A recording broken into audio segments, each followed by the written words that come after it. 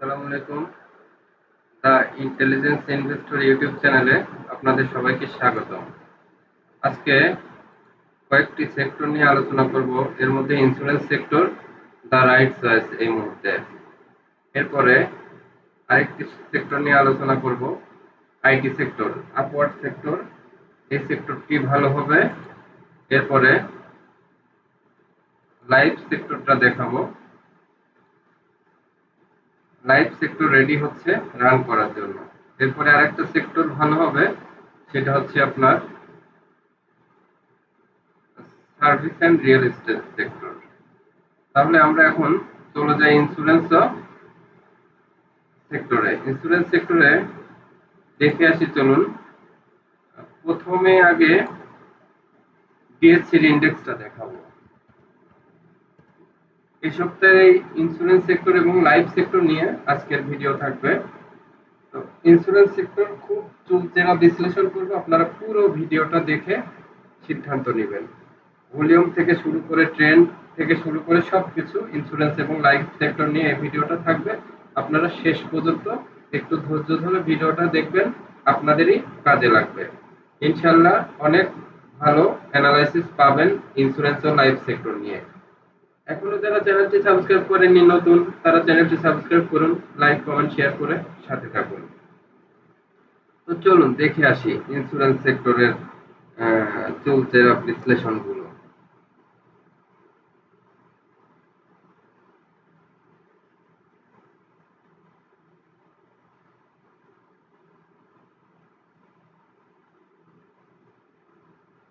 দেখেন ইন্স্যুরেন্স সেক্টরে মূলত কতগুলা শেয়ার আছে।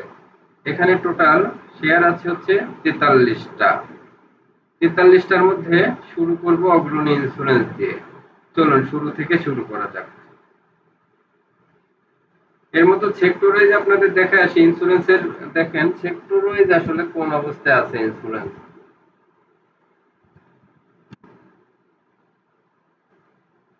এই যে দেখেন ইন্স্যুরেন্স সেক্টরটা, এই যে এখান থেকে এমএসসিডিটা খেয়াল করেন, এটা আপগ্রোয়িং সেক্টরে আছে, আপ হবে, তার মানে এখান থেকে কয়দিন ভালো থাকার সম্ভাবনা বেশি।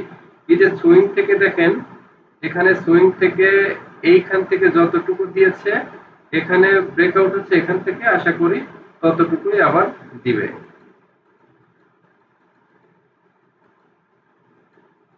এই হলো ইন্স্যুরেন্স সেক্টরের ইতিবৃত্তান্ত।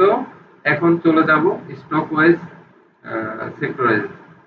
এই যে দেখেন অগ্রণী ইন্স্যুরেন্স, অগ্রণী ইন্স্যুরেন্সে চলে যাই আমরা।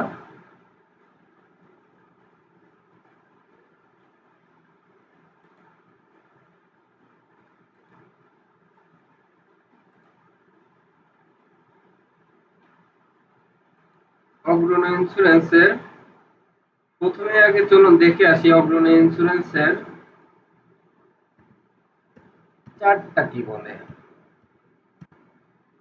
হ্যাঁ, অগ্রণী ইন্স্যুরেন্স চার্টটা দেখেন, এই যে আজকে বেড়েছে, মোটামুটি রেডি হচ্ছে, তার মানে কি এখানে বাড়ার পরে এখান থেকে রেডি হচ্ছে। এই এই ধরনের শেয়ারগুলো মোটামুটি রেডি হচ্ছে, তার মানে কি এখানে আপনি কিনতে পারবেন, কিনলে মোটামুটি একটা প্রফিট পাবেন।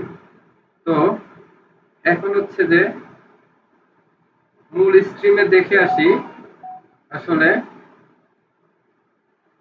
ওর ভলিউমের কি অবস্থা। ভলিউম দেখেন, লাস্ট 3 দিনের ভলিউম খেয়াল করেন। 1,65,000 ভলিউম থেকে 1,57,000, আজকে 5,59,000। তার মানে যে যখনই 4-5 গুণ ভলিউম হবে হঠাৎ করে, তখন এই চিত্রটা সিগনিফিকেন্ট। ঠিক আছে, তাহলে এখন চলে যাই পরবর্তী স্টকসে।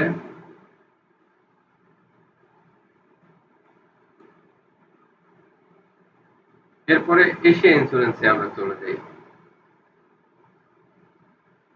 এশিয়ার ইন্স্যুরেন্সের চলে যাই চার্টে, চলুন।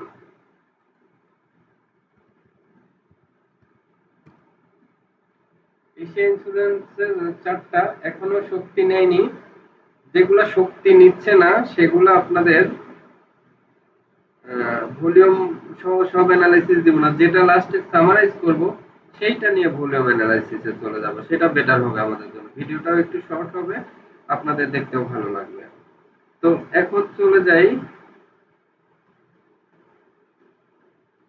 তাহলে এশিয়া ইন্স্যুরেন্সের পরের স্টক কি ছিল? Asia Pacific insurance.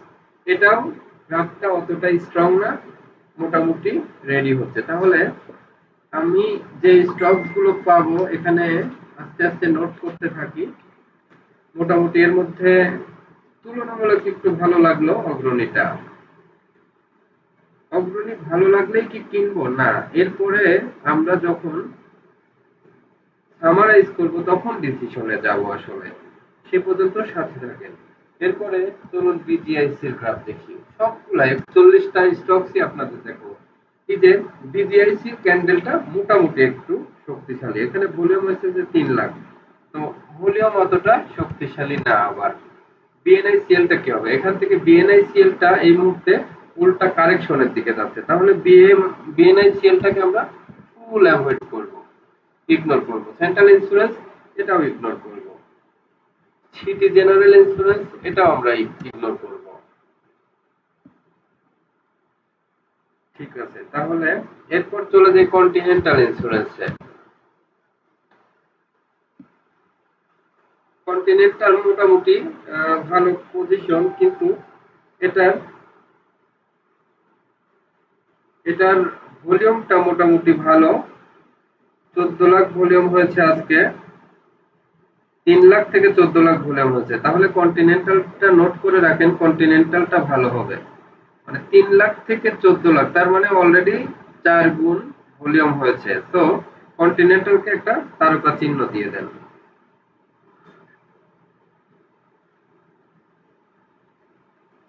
এরপরে কন্টিনেন্টালের পরে কোন স্টকটি ছিল আমরা দেখে আসি।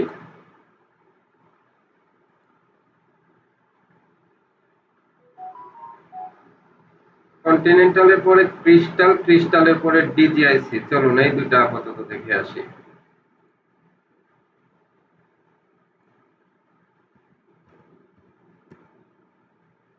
ক্রিস্টালেরও তেমন কোনো ট্রেন্ড নেই। এরপরে ডিজিআইসিটা, টিজিআইসিটা মোটামুটি অতটা সুবিধাজনক না। তাহলে ডিজিআইসির পরে স্টকস আছে হচ্ছে ঢাকা ইন্স্যুরেন্সটা দেখবো আমরা। ঢাকা ইন্স্যুরেন্সটা মোটামুটি এখান থেকে ওই যে দেখেন এখানে 44 থেকে যে 46 পর্যন্ত যাবে, তারপরে বোঝা যাবে কি হবে। 2 টাকা একটা রেঞ্জ দেখা যাচ্ছে। এখনই এটাকে আমলে নিলাম না। এরপরে আছে ইস্টার্ন ইন্স্যুরেন্স দেখে আসি চলুন। ইস্টার্ন ইন্স্যুরেন্সকে এখনই আমলে নিলাম না। এরপরে ইস্টল্যান্ড দেখি চলুন। ইস্টল্যান্ডটাও ততটা ট্রেন্ড এখনো আসেনি, গ্রাফটা অতটা শক্তিশালী মনে হচ্ছে না। এরপরে চলুন ইআইএল দেখে আসি। ইআইএলটা মোটামুটি ভালো, অন্যগুলোর চেয়ে ইআইএলটা ভালো। তাহলে ইআইএলটা নোট করে রাখি, পরে সিদ্ধান্ত নেওয়া যাবে কোনটা কি হবে। এরপরে চলুন ফেডারেলটা দেখে আসি। এই যে ফেডারেলটা বাড়ার পরে একটা কারেকশন নিয়ে আবার বাড়বে, তার মানে কি? 27 টাকা থেকে এই 29-30 এইখানে একটা রেঞ্জ আছে, ওই এইটুকু বাড়বে। তারপরে ফেডারেলের পরে গ্লোবালটা দেখে আসি চলুন। এই যে গ্লোবাল ইন্স্যুরেন্স সবচেয়ে সিগনিফিকেন্ট। এটা আজকে বিকেলের ভিডিওতে বলেছি, এটা ব্রেকআউট নিচ্ছে এবং গ্লোবালের ভলিউমটা অ্যানালাইসিস করে আসি। কি পরিমাণ ভলিউম চেঞ্জ হয়েছে সেটা দেখে আসি। ভলিউমটা হয়েছে গতকালকে ছিল 9 লাখ, আজকে 23 লাখ, তার আগের দিন ছিল 7 লাখ। তো গ্লোবাল ইন্স্যুরেন্স 3 তারকা দিয়ে দিলাম। এরপরে গ্লোবালের পরে আছে গ্রিন ডেল্টা দেখে আসি। গ্রিন ডেল্টার অবস্থাটা মোটামুটি ভালো। গ্রিন ডেল্টা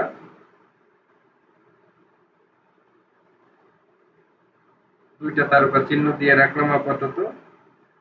পরে দেখা যাবে। আইসিআইসিএলটা দেখি।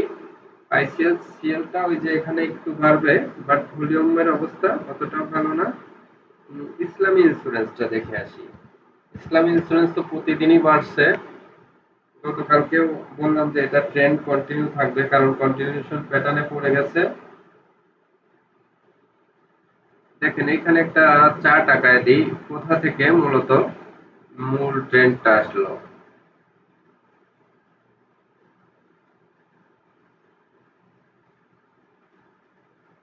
এই যে এই জায়গাটা যখন পার হয়ে গেছে তখনই ও মূলত একটা আরেকটা সুইং বা ট্রেন্ড নেবে। তাহলে ইসলামী ইন্স্যুরেন্স ৩ তারকা দিয়ে দিলাম।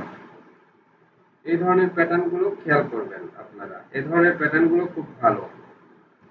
জনতা ইন্স্যুরেন্স দেখে আসি চলুন।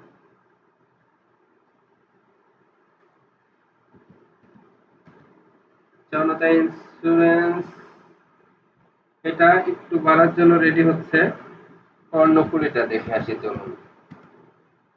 কর্ণফুলীটা এই যে একটু সেল প্রেসার ছিল, এটাকে অ্যাভয়েড করবো, এজন্য মেঘনা ইন্স্যুরেন্স দেখে আসি। মেঘনা ইন্স্যুরেন্সেরও এত ট্রেন্ড দেখা যাচ্ছে না, এরপরে মার্কেন্টাইল ইন্স্যুরেন্স দেখে আসি। মার্কেন্টাইল ইন্স্যুরেন্স যে দেখেন, মার্কেন্টাইল ইন্স্যুরেন্সেরও সেম হিস্ট্রি। এখান থেকে একটা বক্স রাখলে এখানে একটা বক্স আউট হয়েছে, এও কিন্তু ভালো হবে। এই যে বক্স আউট যেগুলা হচ্ছে এগুলা, এটা ৩ তারকা দিয়ে রাখলাম।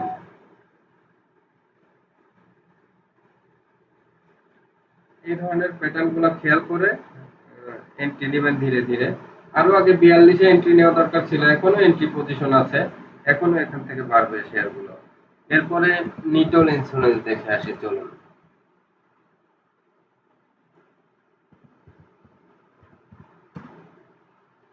নিটলটা এখান থেকে যে এম আকৃতির একটা গ্রাফ দিচ্ছে, তো ব্রেকআউট না আসা পর্যন্ত এটাও অ্যাভয়েড করব। নর্দার্ন ইন্স্যুরেন্স দেখে আসি। নর্দার্নে এটা এখনো রেডি হয়নি। প্যারামাউন্টটা দেখে আসি। প্যারামাউন্টটাও সুবিধাজনক না। পিপলস ইন্স্যুরেন্সটা দেখে আসি। পিপলস ইন্স্যুরেন্সটাও এখনো খুব একটা সুবিধাজনক অবস্থানে নেই। ফোনিক্স ইন্স্যুরেন্সটা দেখি। ফোনিক্স ইন্স্যুরেন্সটাও খুব একটা সুবিধাজনক অবস্থানে নেই। যে ট্রিপল টপ বা হেড এন্ড শোল্ডারের মতো একটা প্যাটার্ন, এগুলো আমরা অ্যাভয়েড করব। পাইওনিয়ার ইন্স্যুরেন্সটা দেখে আসি। মোটামুটি এখান থেকে একটা ব্রেকআউট হতে পারে, তারপরে এখনো ভলিউম অতটা সুবিধার না। এরপরে প্রগতি ইন্স্যুরেন্স দেখে আসি চলুন। প্রগতি ইন্স্যুরেন্স এখানে এই যে ছোট ছোট রেট দিচ্ছে, একটু এখান থেকে বাড়বে আবার। প্রগতির পরে প্রাইম ইন্স্যুরেন্স দেখে আসি।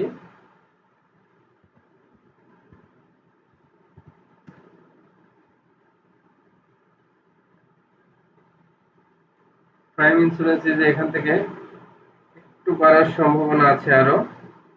প্রভাতিটা দেখে আসি।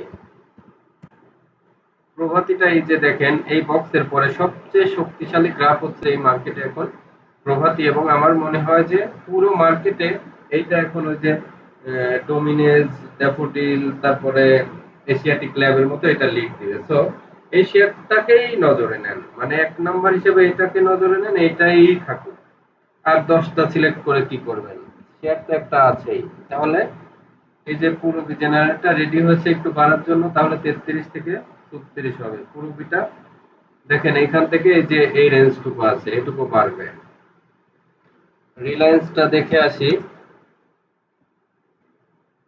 রিলায়েন্স ইন্স্যুরেন্সটা এই যে এখান থেকে মোটামুটি ভলিউম বা সবকিছু মিলে অতটা সুবিধাজনক না। রিপাবলিকটা দেখে আসি। রিপাবলিকটা মোটামুটি এখান থেকে একটু বাড়বে, রেডি হচ্ছে। রূপালী ইন্স্যুরেন্সটা দেখে আসি।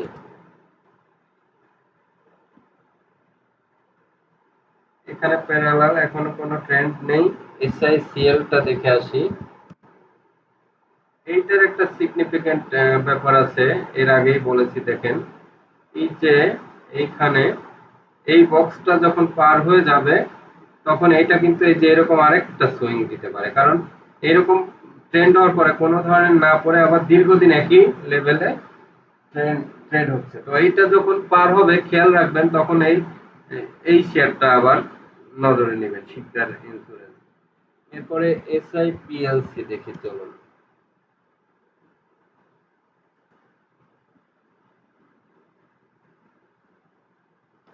SIPLC এখান থেকে একটা রেড ক্যান্ডেল দিয়েছে বক্স আউট হওয়ার সময়, এটাকে একটু নজরে রাখেন। এরপরে এই যে আরেকটা পছন্দের স্টক দেখেন, এটা এটা মোটামুটি দেখেন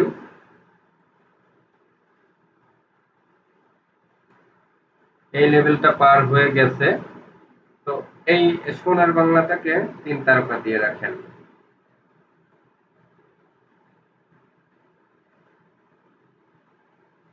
ঠিক আছে, তাহলে সোনার বাংলা দেখা হলো। এবার স্ট্যান্ডার্ড ইন্স্যুরেন্স দেখে আসি চলুন।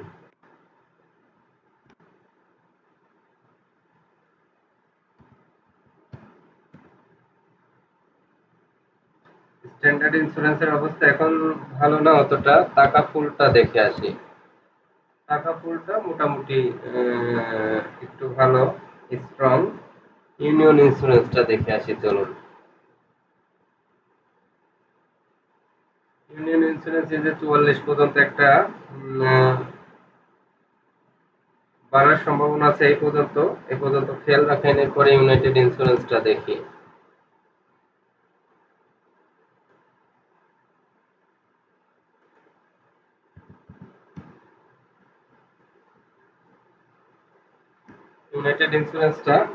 ইউনাইটেড ইন্স্যুরেন্সের কিন্তু ভালো একটা স্পেস আছে। কেন আছে দেখেন, একে এখানে গ্যাপ ফিল আপ হবে, আবার এই যে এখান থেকে ডাব্লিউ আকৃতির প্যাটার্ন, মানে এখান থেকে একটা ভালো রেঞ্জ আছে ডাব্লিউ আকৃতির প্যাটার্ন। তো ইউনাইটেড ইন্স্যুরেন্সটা লোয়ারের ভিতরে ভালো জায়গা আছে।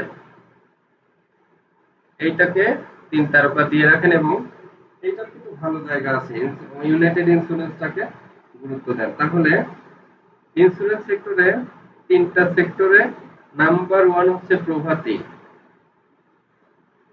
Number 2 Mercantile Insurance, number 3 global,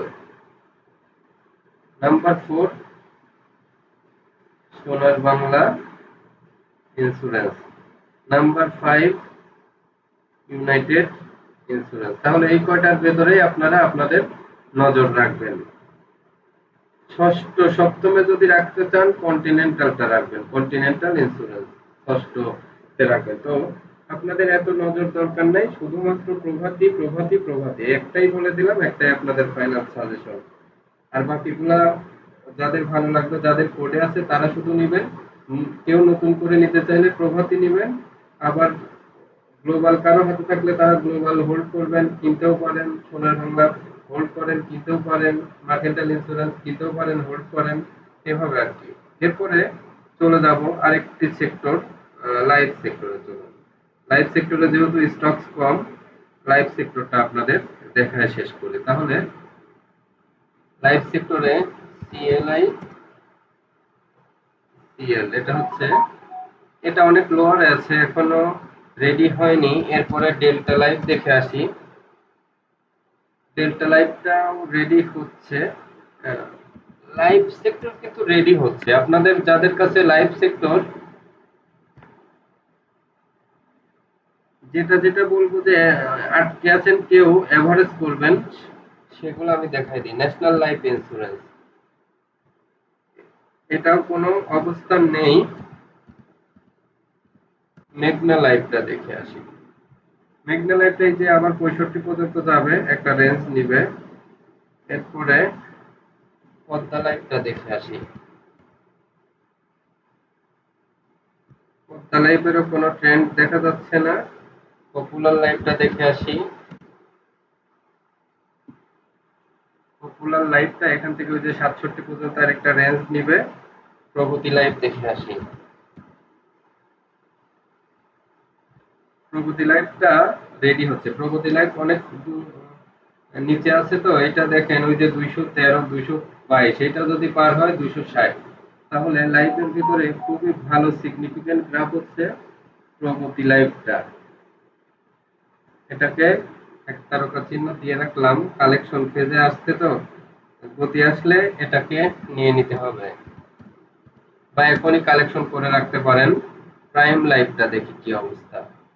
prime লাইফেরও graph তেমন সুবিধা মনে হচ্ছে না, প্রোগ্রেস লাইভটা দেখি।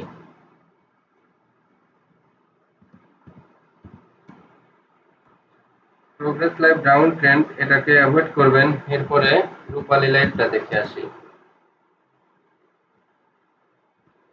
রূপালী লাইভটাই যে রেডি হচ্ছে, ও এখান থেকে দেখেন 9 টাকার একটা গ্যাপ আছে, 104 পর্যন্ত আবার যাবে।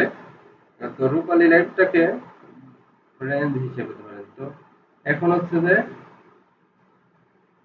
লাইফ সেক্টরের ভিতরে ফার্স্ট চয়েসে রাখবেন রূপালী এবং তিলিরটা। সন্ধানী ইন্স্যুরেন্সটা দেখে আসি। সন্ধানীটাও তেমন সুবিধাজনক না। সোনালী লাইফটা দেখি। সোনালী লাইফ, সোনালী লাইফ তেমন সুবিধাজনক না। সান লাইফটা,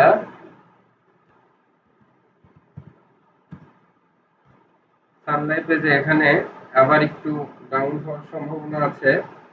তারপরে তিলিরটা দেখে আসি চলুন। তিলেরটাই যে দেখেন 59 পর্যন্ত যাওয়ার জন্য রেডি। আমার যেটা মনে হয় যে এই সিজনে তিলেরটা এটা ব্রেকআউট করে এগিয়ে যাবে। তাহলে লাইফ সেক্টরে রেডি হচ্ছে রূপালী লাইফ আর হচ্ছে তিলিল। এই দুটাকেই, রূপালী লাইফ তিলিলকে নোট করে রাখেন, এগুলো কালেকশন ফেজ। আর ট্রেন্ডি শেয়ারের ভিতরে প্রভাতী ইন্স্যুরেন্স 1 নম্বরে রেখে দিলাম। তাহলে আজকে লাইফ এবং ইন্স্যুরেন্স সেক্টর দেখা শেষ হলো। আগামীকালকে এটা থাকবে সকালের ভিডিও। এরপরে রাত্রে বা সন্ধ্যার দিকে বিকেলে দেওয়া হবে আইটি সেক্টর এবং সার্ভিস রিয়েল এস্টেট নিয়ে। তারপরের দিন থাকবে ফার্মাসিউটিক্যাল সেক্টর নিয়ে এবং টেক্সটাইল নিয়ে। ঠিক আছে, সে পর্যন্ত সবাই ভালো থাকবেন, সবার জন্য শুভকামনা। আল্লাহ হাফেজ।